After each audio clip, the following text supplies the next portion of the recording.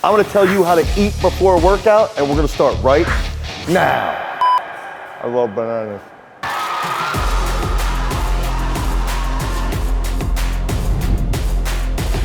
So the classic meathead advice for pre-workout nutrition may not be that wrong. Some of those meatheads might be someone like Martin Burkhan, if you remember him from back in the blogging days, 2005, 2006, all the way up to like 2013, 2014.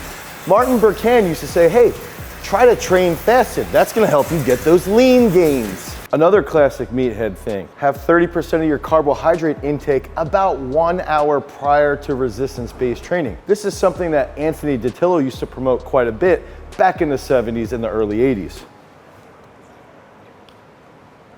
I also love oatmeal. Another classic might come directly from Bill Pearl. Back in the day, hey, let's keep our carbohydrate intake simple around that workout. Let's have glucose, fructose, any type of tapioca starch, waxy maize, simple carbs that are easy to digest, that get right into your bloodstream so you can get that big pump. Then there's the old standby. Don't have your carbs until 20 to 40 minutes after your training. Make sure that you get the carbohydrate intake during that 20 to 40 minutes so that you can spike your insulin during the anabolic window. But what does the science say? And fortunately for us, Henselman's ended up reviewing all of these different studies, multiple different studies that researched what carbohydrate consumption can do to your performance. So some of this research was based off of supplementation of carb powder consumption prior to training. Other studies were based off of training that involved a ton of glycogen usage. So maybe doing a little bit more of high intensity interval training or sprint interval training, where we're gonna use a lot of our glycogen storage, but then we're gonna try and manipulate that glycogen storage by consuming more carbohydrates, fast acting carbohydrates, prior to training. Other studies focused on short-term manipulation of carbohydrate consumption relative to strength training, resistance-based training, and other studies that Henselman's ended up reviewing focused on long-term manipulation of carbohydrate intake and its impact on pre-workout nutrition. So what were those studies exactly? He ended up analyzing 49 different research papers. The subjects studied in these tests were from various different strength training backgrounds, novice all the way up to elite strength training individuals. But what were the results? In the one-off scenarios of higher carbohydrate intake, Henselman's found that in 13 studies, a higher carbohydrate intake did not improve resistance-based training, did not improve performance. But in 6 studies, there was an improvement, but it was typically gonna be when it was compared to fasted control groups.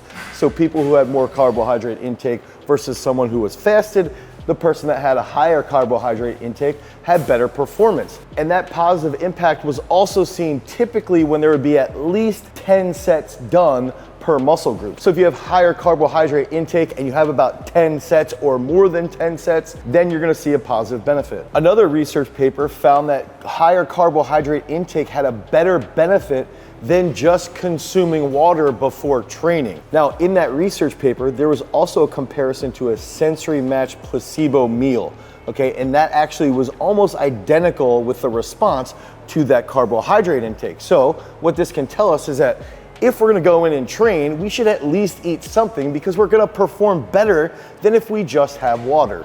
In all reality, carbohydrate research sort of sucks. It's not overly precise.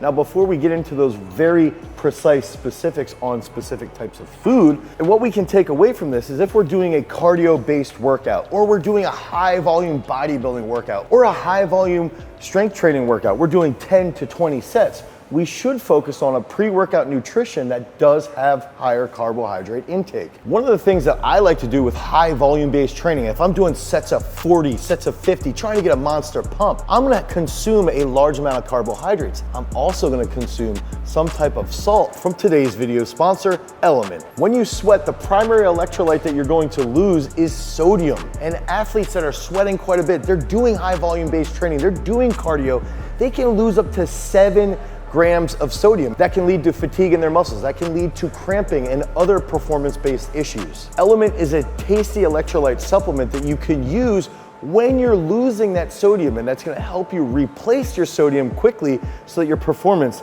can stay up to par. Element is used by people in the NBA, the NFL, Olympic weightlifting, as you can see on their box.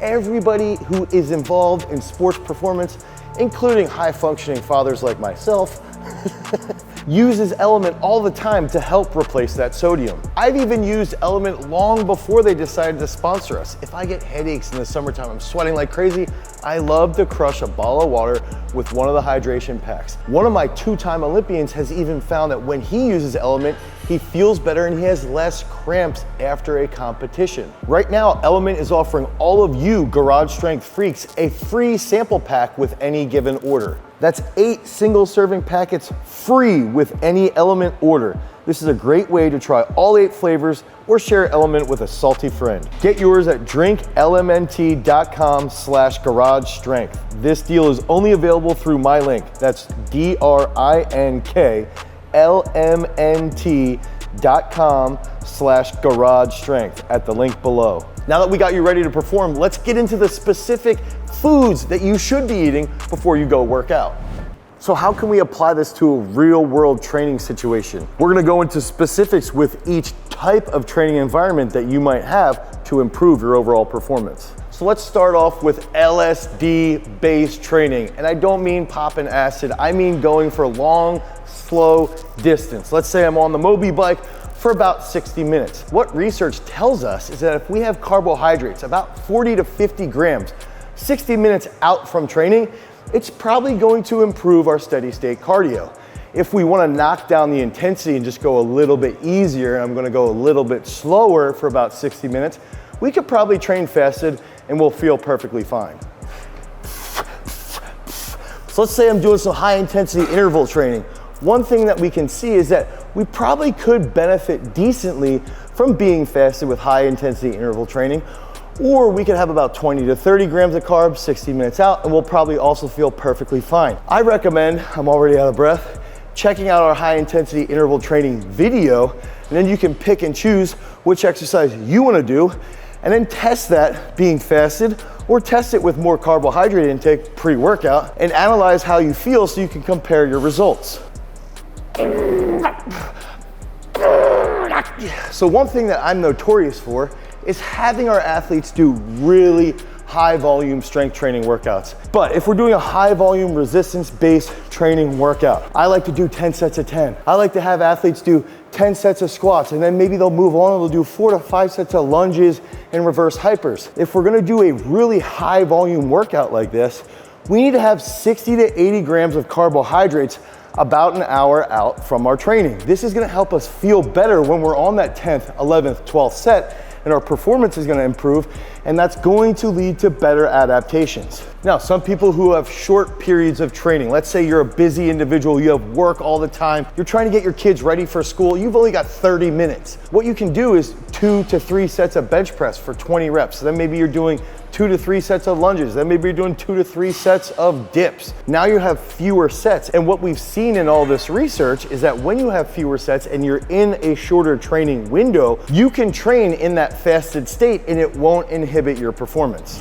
So now I'm gonna give you the specific foods that you can use to get some carbohydrate intake so you have the best pre-workout nutrition.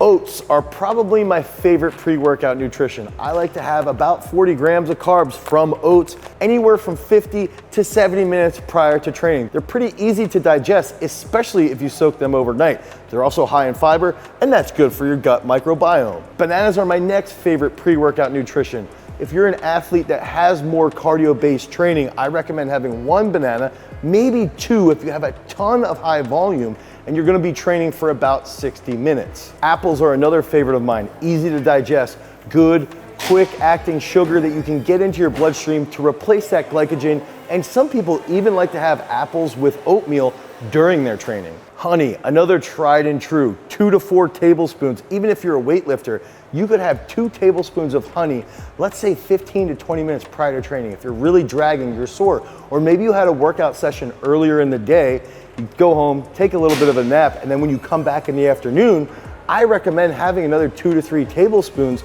just prior to training, or maybe after about 5 sets of your overall weightlifting session.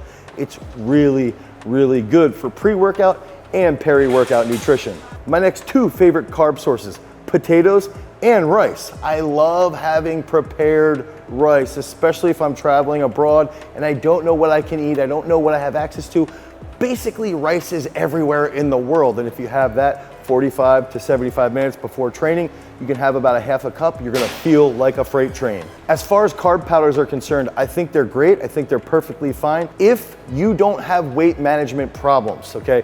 So if you have issues being a little overweight, you're a little husky like myself.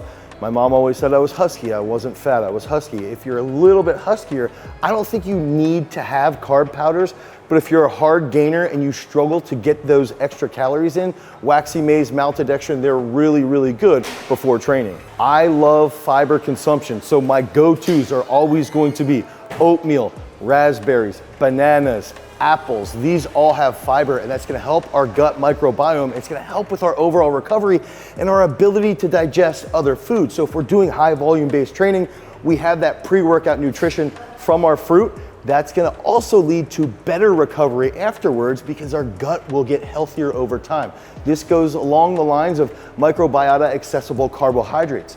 You can boil potatoes 2 to 3 times. Then when you cool them, there's more MACs in this potato, and that also will lead to better performance later on because you can adapt a little bit more effectively. So I do think a lot of research could be done where we compare carbohydrate intake versus protein intake versus fat intake and what that does relative to performance with long, steady state, high intensity interval training, sprint interval training, resistance training at high volumes, resistance training at high intensities. We could take all these different studies with all these different types of macros and really dive deeper into what specific sports will benefit from what types of nutrition. We could go even deeper into the weeds with that. We could take stearic acid and compare stearic acid performance, so eating something like dark chocolate, and compare that to eating butyric acid or lauric acid from coconut oil or from butter, and see if that impacts performance. And we could do the exact same thing with specific types of carbohydrates, glucose, fructose,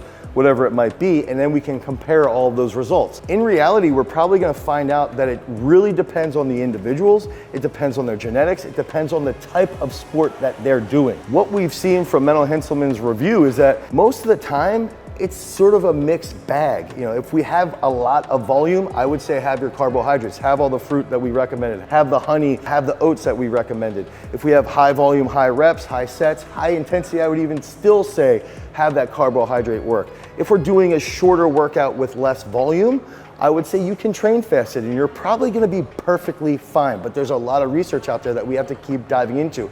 And if you want more information around research, make sure you check out our podcast channel, the Master the Sport Podcast. We go over a whole bunch of different factors on nutrition, recovery, strength-based training, and that also leads us into having a better understanding of nutrition. We have a high-performance nutrition program that's available down below. You can click on the link, head over to garagestrength.com, and you can pick up your own high-performance nutrition program to help you become a champion. Because remember, if you want to be a freak, you've always got to cultivate your power.